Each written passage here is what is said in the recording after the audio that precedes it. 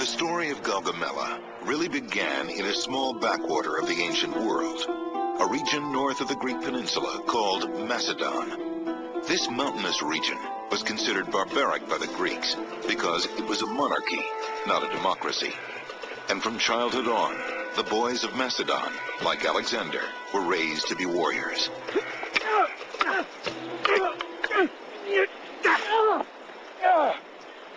No! Pali Nexarchis! Alexander was familiar with the great heroes of Homeric legend, and he came from a society that valued those heroes. They reveled in anything which demonstrated their personal courage.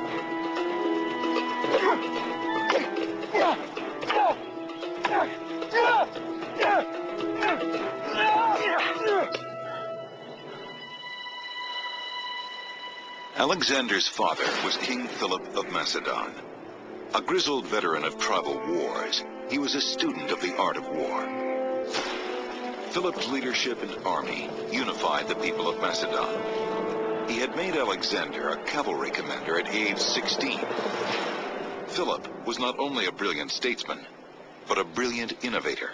What Philip did was to remake Macedonia into the most powerful state in the ancient world. He literally changed the way armies were organized and the way they fought. Philip creates an army of professionals. He actually pays them, and pays them well. With Macedon transformed into a regional power, Philip now intended to unify all of Greece under his command.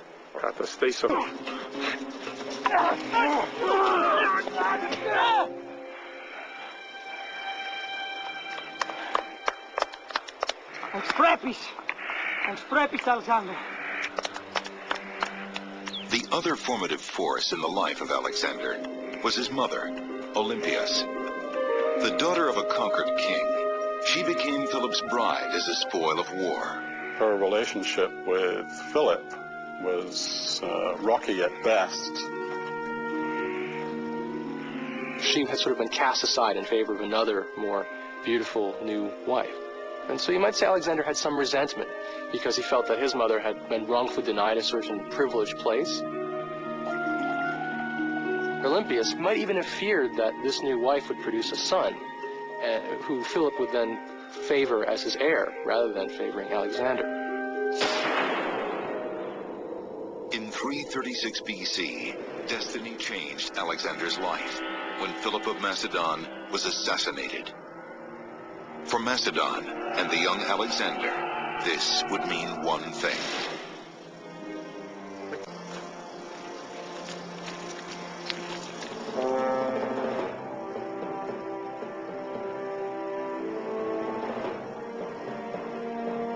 Philip's death did not stop the Macedonian plans for conquest. Just 20 years old, Alexander took control of the army and marched on Greece, which rebelled after Philip's death. Athens and the other city-states surrendered to the young king. The Macedonian army was unstoppable. Next, Alexander turned his attention east to Persia. The Persian Empire was, in its day, the greatest empire in history. There had never been anything like this, as big as the Persian Empire, as organized as the Persian Empire. At its height, it stretched from the Indo-Pakistani border in the east all the way to Macedon, and in the south, it included Egypt. Persians and the Greeks had been at war in one way or another since about 550 BC, so for well over 200 years. Persia had invaded Greece, had conquered Macedonia, had burned Athens to the ground, had violated the temples of the gods. Alexander grew up with the idea that the ultimate grand prize was the Persian Empire. In 334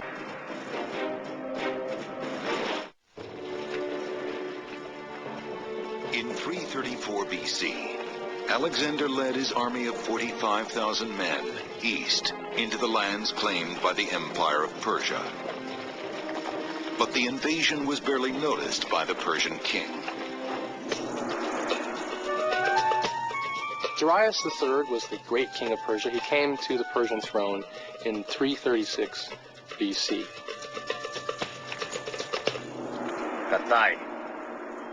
Darius is told that Alexander and his army have breached Persian soil.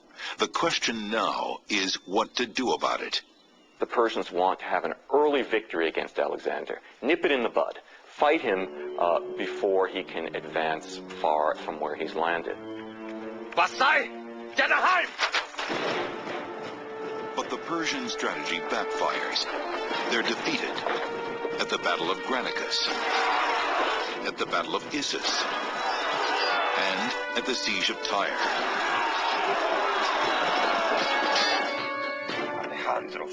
As Darius watched the surprising military success of the young general, he began to build up his army. But before a final showdown with Alexander, Darius decided to negotiate instead of fight. Darius sent several notes to Alexander, offering him peace treaty and various terms. Alexander, in response, is said to have sent back letters saying, in effect, basically, why should I negotiate with you for something which already belongs to me? Alejandro's prostalion grafi. Ina yata ta kremata katin korano tu pasan. What was at stake at Gaugamela was the entire Persian Empire. If Alexander could bring Darius to battle and defeat him, he would lay honest claim to rule of the Persian Empire. Kautitaja hijahaka abarana. Gaugamela cruciata buzaraka. Gagamela. Atistai, Adahan, Abarang, Agaugamela.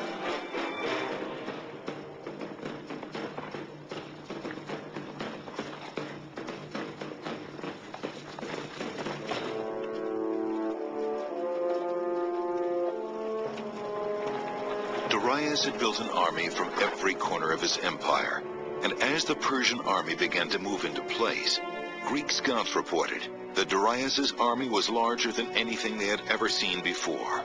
The estimates are actually all over the field, but we suspect that he probably had around 200 to 250,000 men on the field, which would have been about 5 times the size of Alexander's force. The Macedonian army, we think we have fairly certain figures for. We're talking about 40,000 infantry of all types and about 7,000 cavalry. Alexander's chief general is Parmenio, a seasoned cavalry commander. Parmenio was one of Philip's most trusted generals. He was also of the old school. He was one of the only generals that regularly stood up and argued with Alexander.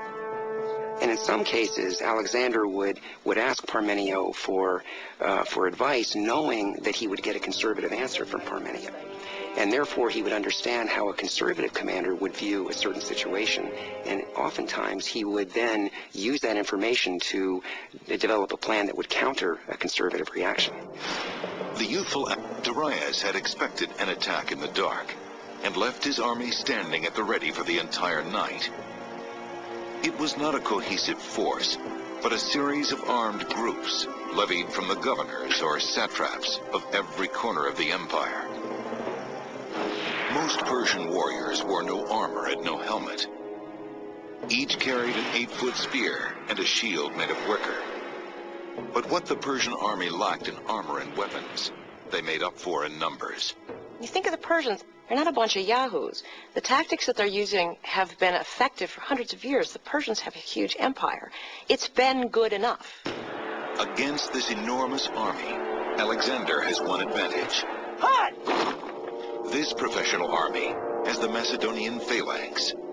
Captain Dale Dye, retired officer, historian, and film consultant, has studied the Macedonian approach to warfare. The Macedonian phalanx, probably the most potent weapon of war in the ancient world. The phalanx, blocks of individuals, 256 men, arranged 16 across by 16 deep. Once you were in the formation and going forward, you really had no choice as to whether you were going to go backwards or not. You were definitely going forward with this massive wall of human muscle and spear points, and that's what made it so overwhelming. In the front rank were the most veteran fighters, the fighters who had proved their courage.